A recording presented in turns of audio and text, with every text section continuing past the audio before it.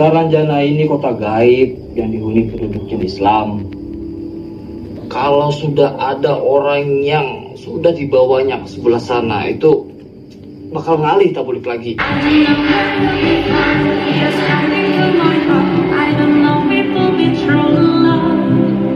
Di awal film mengisahkan sebuah grup yang terkenal dari ibu kota Jakarta terdiri dari 4 orang, yaitu Sita Sampukalis serta rekan-rekannya Pei, Rindi, dan juga Dion.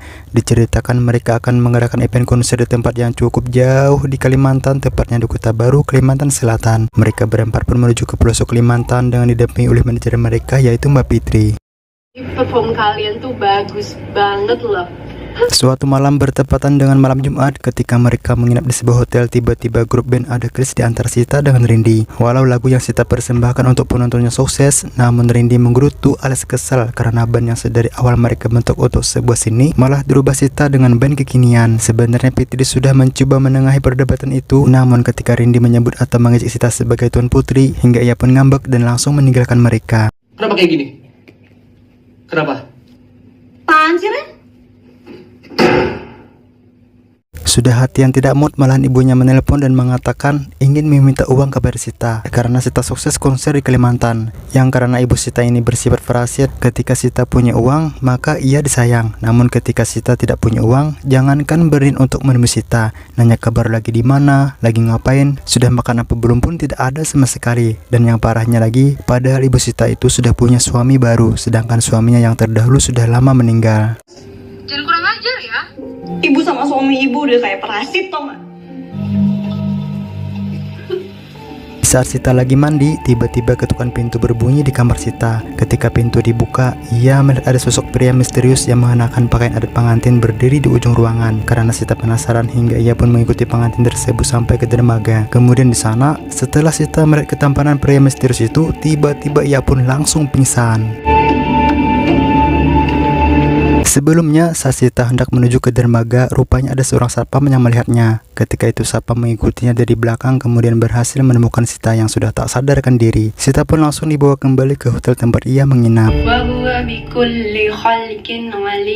Kemudian kita diperlihatkan ketika Mbak Fitri sedang membaca surah Yasin dengan niat untuk mendoakan kesehatan dan keselamatan untuk kedua orang tuanya, beserta mendoakan Sita agar cepat sadar dari pingsannya. Akhirnya Mbak Fitri sangat bersyukur karena Sita pun sudah sadar. Namun keanehan pun terjadi ketika Fitri melanjutkan baca surah Yasinnya yang sebenarnya Sita sama sekali tidak bisa mengaji, seketika mengikuti bacaan Fitri dengan hafal.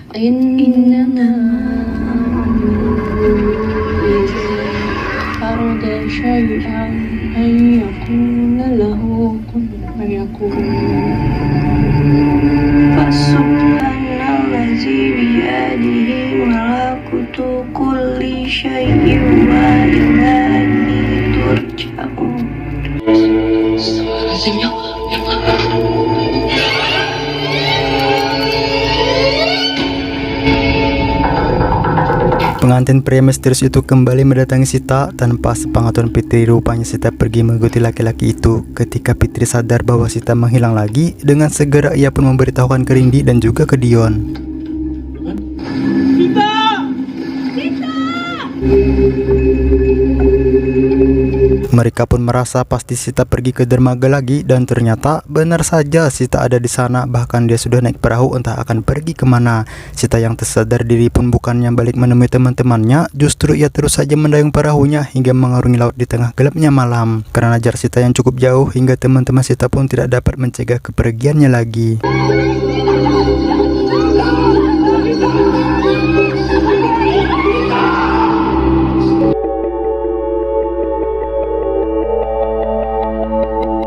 Singkat cerita, siang pun tiba. Sebenarnya acara konser mereka sudah selesai dan bisa pulang di hari itu juga.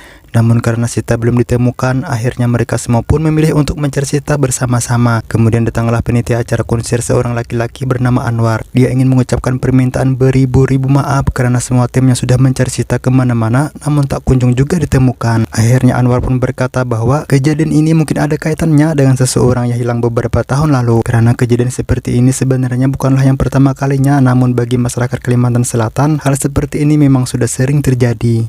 Di kota ini sering kejadian orang hilang, dan menurut kepercayaan warga sini mereka dibawa ke sana.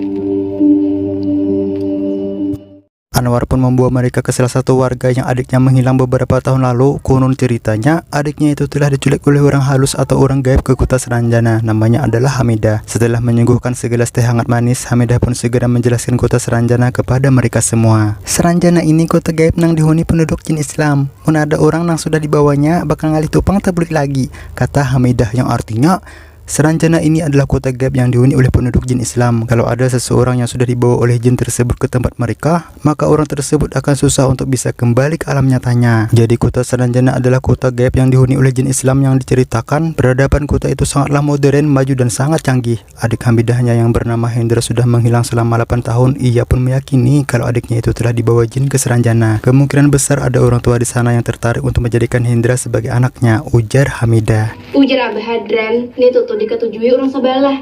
Inya hendak mangkat anak lon adingku. Ternyata tidak sembarang orang bisa masuk ke kota gaib itu sob. Hanya orang-orang terpilihlah yang dapat dibawa ke sana. Biasanya ciri-ciri orang yang akan dibawa ke sana selalu menunjukkan tanda-tanda seperti mengaku telah melihat seseorang yang mengajaknya pergi ke suatu tempat. Namun sayangnya setelah orang itu masuk ke alam gaib, maka mereka atau jin yang membawa seseorang tersebut tidak dapat membawanya kembali ke alam nyata. Terkecuali orang yang bersangkutan sendirilah yang punya keinginan untuk kembali ke alam nyatanya. Akhirnya mereka pun diantar oleh Hamidah ke orang pintar yang ada di sana, namanya Abah Hadran. Abah Hadran pun menerima mereka dengan baik. Memang benar hanya orang terpilihlah yang dapat datang ke Seranjana. Orang biasa tidak bisa pergi ke sana. Lalu bagaimana cara mereka menyelamatkan Sita? Abah Hadran pun menjawab, sebenarnya ada satu cara, tetapi risikonya sangatlah besar. Mereka harus menyelinap masuk diam-diam ke kota Seranjana untuk menjemput temannya pulang. Dibantu hajakin bahaya buhannya nih. Kasihan kawan buhannya hilang. Cukup aja keluarga ulun namun nasib kayak gini. Ikam masuk ke dalam kotanya, batu bawa bulik kawan ikam. Jadi maksud pian kami harus masuk ke kota Seranjana kah?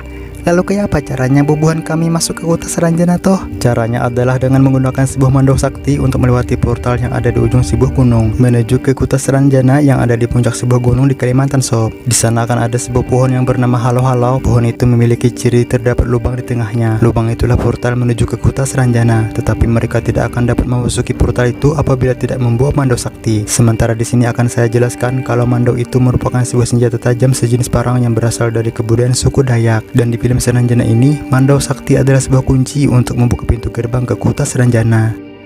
Di cerita ini, mandau itu hanya ada disimpan oleh seorang panglima sakti yaitu bernama Atuh Ampong. Waktu di alam nyata dan kota Seranjana tentulah berbeda. 1 hari di kota Seranjana sama hanya dengan 7 hari di dunia nyata. Jadi mereka hanya punya waktu 7 hari untuk menyelamatkan Sita. Jika lebih dari itu, terpaksa mereka harus mengikhlaskan Sita untuk selama-lamanya. Mau tidak mau, mereka pun harus melakukan pertualangan menuju ke kota Seranjana itu. Untungnya Anwar dan Hamidah ikut membantu mereka.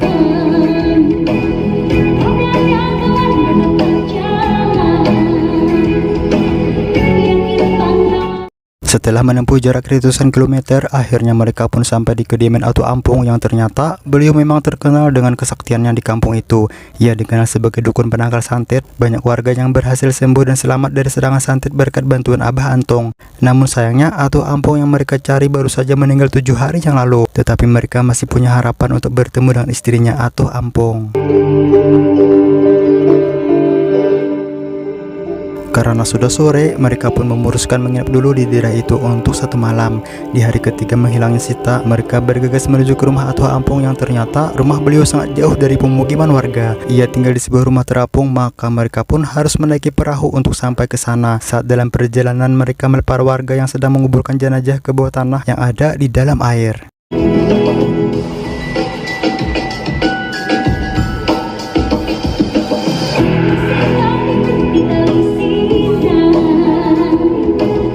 Sesampainya di kediaman Atuh Ampong, mereka pun bertemu dengan istri Ampong yang disebut sebagai Acel. Mereka tuduh Puan aja meminjam mandau sakti untuk pergi ke kota Seranjana. Ketika Acel mengetahui mereka akan pergi ke sana, seketika ia pun melarangnya dengan tegas. Ia memberitahukan jika Seranjana adalah tempat yang paling berbahaya. Kata Acel yang terlihat berdiam diri di dalam kelambu, karena jika sekali saja Acel keluar dari kelambu, maka ia akan banyak mendapatkan serangan santet dari orang-orang yang tidak suka kepada suaminya. Tujuan buhan kami nih, gasan orang yang kami sayangi jua. Jujur aja, aku ingin gara purun juga untung batu hai. Tapi bila kita ke sebelah sana tuh, mudaratnya gagal benar. Nyawa-nyawa bubuhan ikan nih taruhannya. Acil pun mengatakan bahwa kalau Mando yang mereka cari tidak ada di rumah, Mando yang ikut dikubur bersama suaminya. Hingga mau tidak mau mereka pun harus pergi ke makam Oto Ampung untuk mencari Mando itu. Akan tetapi mereka hanya akan membuang-buang waktu saja karena hari ini akan memasuki hari keempat. Mengingat perkataan Abah dan beberapa hari yang lalu mengatakan apabila sampai ke 7 hari mereka belum bisa menemukan Sita, maka Sita tidak akan bisa ditemukan lagi untuk selama-lamanya.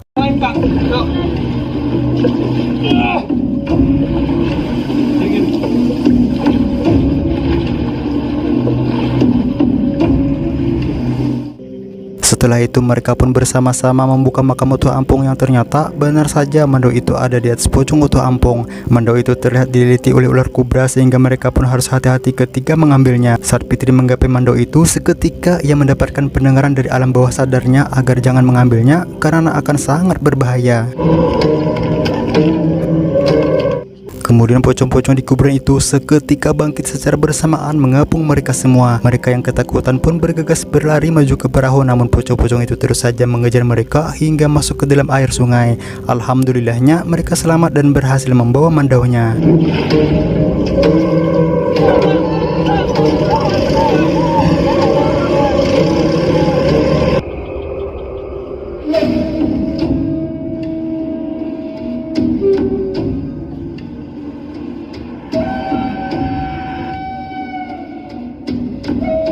Keesokan paginya di hari keempat menghilang Sita, setelah mendapatkan Mando itu mereka pun bergegas ke Gunung Halau-Halau untuk mencari pohon keramat itu yang konon merupakan portal menuju ke kota Seranjana. Mereka menghabiskan waktu perjalanan menuju gunung itu selama 1 hari sob. Sesampainya di kaki Gunung Halau-Halau kini sudah memasuki hari kelima, yang berarti mereka hanya punya waktu 2 hari lagi untuk mendaki gunung itu dan menemukan pohon keramatnya. Selama mendaki mereka mengalami banyak teror yang mengerikan sob, tetapi selama mereka bersama-sama maka mereka akan tetap selamat. Beberapa kali mereka istirahat karena lelah dalam pendakian. Di kesempatan itu, walau sangat melelahkan, Fitri tetap mengingat Song Halik hingga ia pun menunaikan ibadah sholatnya. Hal itu tentu saja membuat rekan-rekannya merasa malu.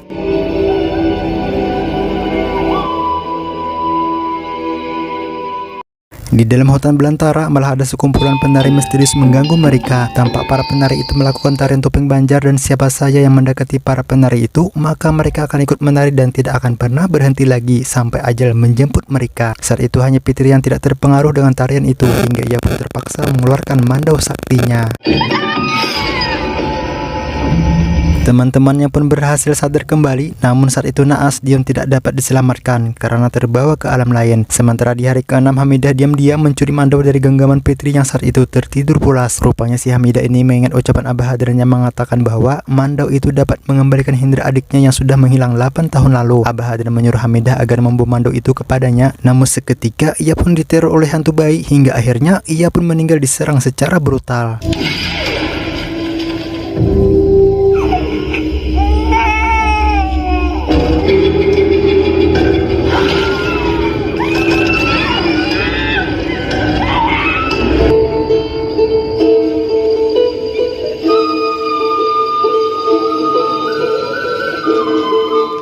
Sekarang cerita sudah memasuki hari ke-7 yang dimana hanya hari ini kesempatan mereka untuk menemukan Sita, dan itu pun mereka masih berusaha mendaki gunung untuk mencari pohon keramat itu. Hari ini adalah hari terakhir bagi mereka yang sudah berusaha semaksimal untuk menyelamatkan Sita. Setelah lama mendaki dari pagi hingga sampai maghrib, akhirnya mereka pun menemukan pohon itu. Namun ketika akan memasuki portal, malah mereka dihadang oleh banyak pocong yang ingin merebut kembali mandau sakti itu. Dalam kejadian itu Anwar pun harus meregang nyawa karena serangan dari pocong. Namun pocong-pocong itu hilang ketika setelah Fitri membuka kembali mandaunya.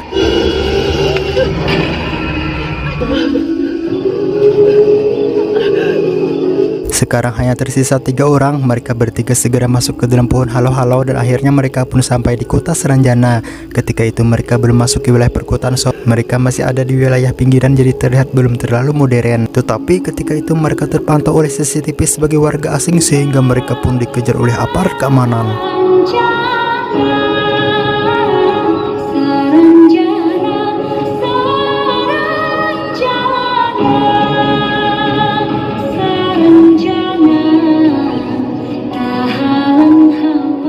Singkat cerita, akhirnya mereka bisa melarikan diri dan sampai di kota Seranjana.